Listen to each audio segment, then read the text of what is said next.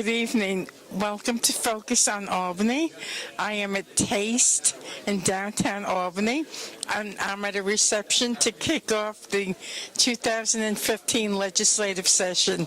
In the course of this evening, I will be interviewing newsmakers and politicians to find out from them what they feel the most important issues are. I'm with Assemblyman Angelo Santa Barbara. Hi, how are you? Good, Cynthia. How are you? I'm doing great. Now, tomorrow is the State of the State. Yes. And you'll be tackling some important issues this year. What are the three most important issues that you feel are on the agenda? Well, one of the things that we're looking to take on this year is to really get this broadband service out to the rural parts of my district, upstate communities, and the whole region. There are still areas that don't have reliable internet service, and it really causes a problem for educational opportunities and also for businesses. Businesses look for this type of infrastructure before they choose to locate in any particular area, and certainly want to have that infrastructure for our rural parts, our upstate cities. Our farmers are looking for access to this type of infrastructure. So we're going to be pushing for that state investment. The new New York Broadband Fund is a good, admirable program, but I'd like to see those investment dollars come into the 111th because I think it's desperately needed there. We also want to continue fighting for our education funding for our public schools. We want to eliminate the GEA as soon as possible and get that funding back to where it belongs. Doing good work for our children, and investment in our children is a smart investment in our communities, and it means a bright future for all New Yorkers. And of course, we want to continue to make sure that the upstate economy remains a top priority. To keep pushing for reinvestment in our upstate cities. We just heard the announcement for a casino in the upstate area, making that area a destination, building on the economic development that we've been working on over the past couple of years. Continue to invest, and hopefully that private investment will follow, and it means a lot for our small businesses, it means a lot for tax relief, and so much more for our families. And what will you be focusing on this session?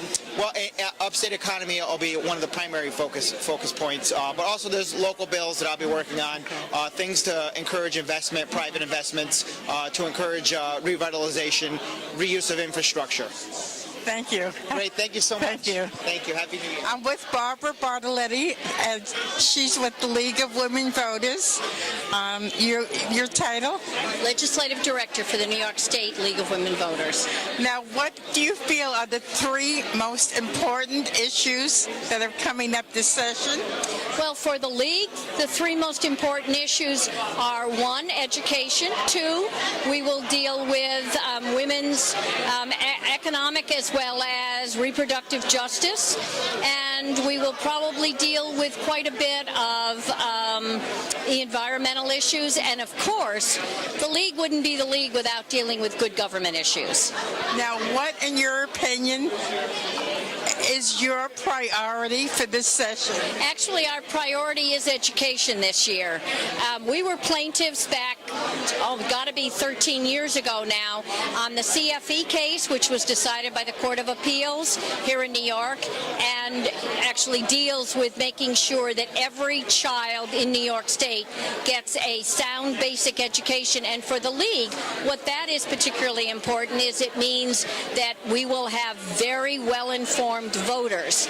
And unfortunately, right now, we have some high-needs districts here in New York that are not getting the kind of funding that our other wealthier districts are getting. So we are looking to the governor to put in more education funding to bring those high-needs districts up to a place where all of our students here in New York State get a sound basic education, which will then, for the League's interest, make them not only more economically able to support their families, but make them better citizens so that they can really participate in our democratic democracy. So that will be one of our priorities. We are also very opposed to what we think the governor is going to put forward in his budget, which is an investment tax credit for education, which actually will take money away from the state coffers and make a tax credit for the wealthiest New Yorkers to make them able to drive down their state income tax. But in the same time, what it does is it takes money away from the state coffers, where we hope much money will go to state education. Okay, thank you, Barbara. You are very welcome. Thank you. I'm with Pat Fahey, who is the Assemblywoman in the 109th. I'm glad you're with us tonight, Pat. Thank you. Thank you. Great to be here. Well, tomorrow's the start of the, new legislative session. What are the three most important issues you feel are facing the people in New York? Well, I think one of the first and foremost things will be this $5 billion quote-unquote surplus funding. Making sure that we invest those surplus funds properly will be very important.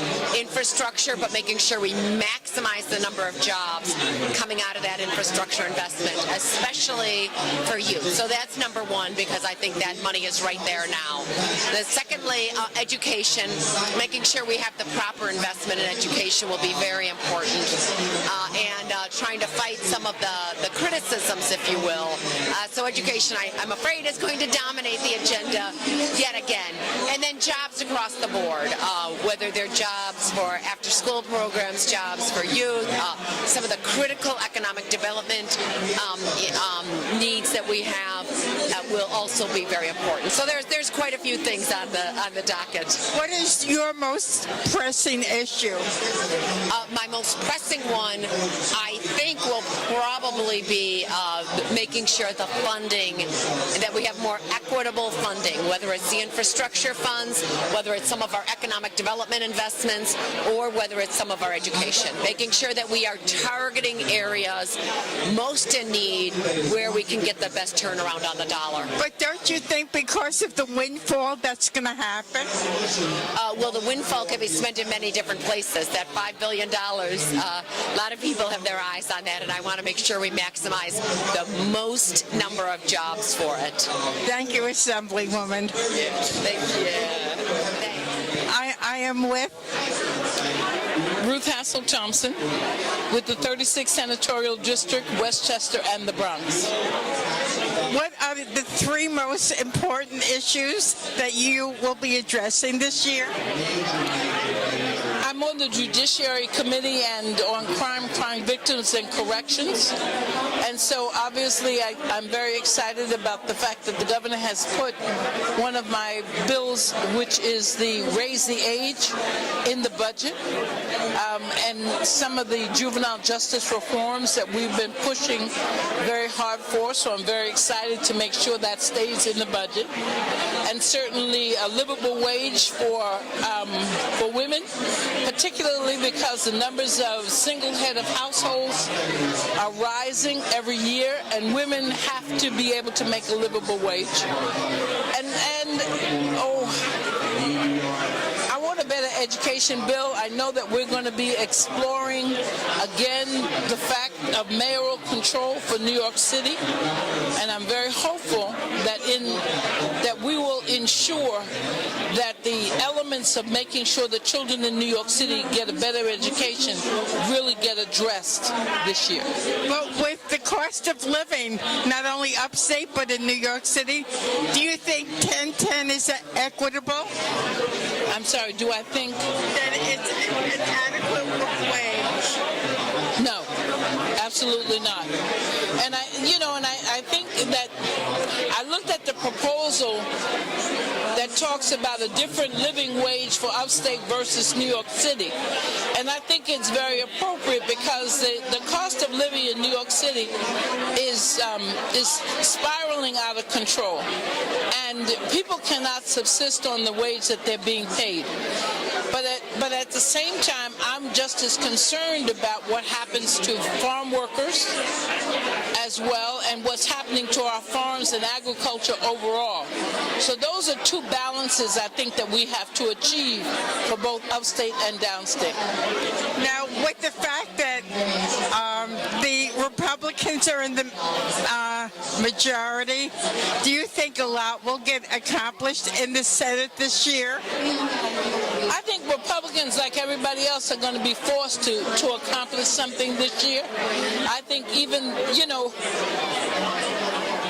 Republicans won the Senate, but they didn't win the Senate to be silly. They won the Senate to get something done.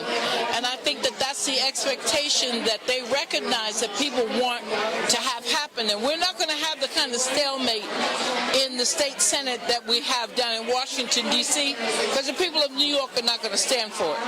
Now, what issue will you be most addressing this year? Me personally, judges. More women judges? Always. Thank you. Thank you. Happy New Year. Happy New Year to you. Thank you. I'm with Tracy Brooks, and Tracy is a woman's advocate with Family Planning Advocates of New York State. Now, what do you think are the most important issues facing women this session? Well, we certainly do need to get the Women's Equality Agenda passed. It's the third year that we'll be working on it. We see a lot of support on both sides of the aisle for the majority of this piece of legislation, but the women in the state of New York, as well as the voters in the state of New York, believe that the entire agenda should be passed, and we shouldn't be having legislators picking and choosing which rights women should have. So not only is pay equity or pregnancy accommodation important, but certainly securing Roe versus Wade in the New York state law. And then we would move beyond to bigger, larger questions like paid family leave, affordable child care, potentially minimum wage as well.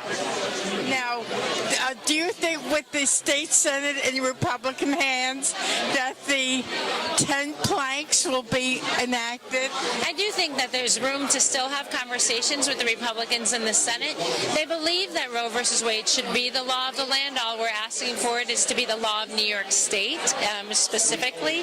So there's a lot of room for conversation. It's only January. I have a lot of faith that we'll be able to come together and have very strong, good conversations to move forward where the women of the state of New York need. Now, how do you feel about the Women's Equality Party? Anything that helps us really profile that right now there's not economic parity in the state of New York for both genders is important. Anytime we have the ability to talk about the fact we have some antiquated laws on the book that haven't kept pace with women's participation in society is important. So any avenue, any organization, any party that helps highlight those points for the voter, I think is always helpful. What is your most important issue this session? Our most important issue is really split between the budget. It's always important to make sure that there's full access to comprehensive reproductive health care for everybody in the state, regardless of their socioeconomic status. Certainly, we'd like to see the full Women's Equality Agenda passed. And finally, we need to do some legislative fixes for access to contraceptive. Thank you, Tracy. It's been a pleasure. Thank you for having me. I'm with Blair Horn from NYPIRG. Hi, Blair. How are you? Happy New Year. What do you think the three most important issues facing New Yorkers are? Well, I mean, that's a tough one. The session's issues are going to be a little bit different than sort of the bigger issues for the state. But clearly, the migration of the population out of New York State to other places, I think that's an issue that doesn't have easy answers because really it's an issue of the Midwest and Northeast. But it has an impact on the state's economy and its tax revenues. I think the issue of certainly the issue of sort of ethics writ large, and increasingly the public's alienation from its own government is not a good thing. And again, it's another complicated, big problem. Why do you think that is? That it's complicated or that it's an issue? That it's an issue. Well, part of it is democracy is made up of humans, and in any human endeavor, you're going to have people who are angels, and some people who are bums, and most people in the middle. And you try to design state programs or federal programs to keep the people in the middle behaving honestly. And in New York, we have very weak enforcement of of the laws that we have. And it's mainly because the watchdogs are not sufficiently independent of their appointing authorities. And that creates the conflict where you have to end up relying on the U.S. Attorney's Office to bring justice on the ethical front. So I think those are two big ones. The third one would be one that's sort of tied in with, I think, the whole planet, which is climate change and the impact it has on our public health and the environment that we'll all be living in years to come. So those would be three that I would pick. I'm sure others could think of more. What's your most important? What will you be focusing on? What will NYPIRG be focusing on this session? Well, we have many hats that we wear, and so just to cover quickly the waterfront, we are particularly interested in climate change. The Public Service Commission has proceedings called the Reforming Energy Vision, which is dealing with shifting from fossil fuel power, we're hoping, to alternative energy power. That's a big one. We'll also be working very diligently to try to get some sort of political and ethics reform passed. The system certainly doesn't work the way it is now. On higher education, nationwide, the second highest consumer debt in America now are college loans. Over $1.2 trillion in outstanding debt. And we think public policy should be designed to reduce the costs and to help people that have the debt to be able to pay it off. So on the environmental front, on education front, on the political front, and certainly in healthcare, this year is the first year the state has to fully foot the bill for the Affordable Care Act, which provides health insurance, additional health insurance to about 1 million New Yorkers. And so we're going to want to make sure that program stays in place. So those would be some of the big ones for us. Okay, thank you. Thanks for having me. Happy New Year. Happy New Year. This is Cynthia Pooler from Focus on Albany. We've had a very lively discussion with a number of people, and I want to say good night, and I will be talking to all of you during the legislative session. Happy New Year.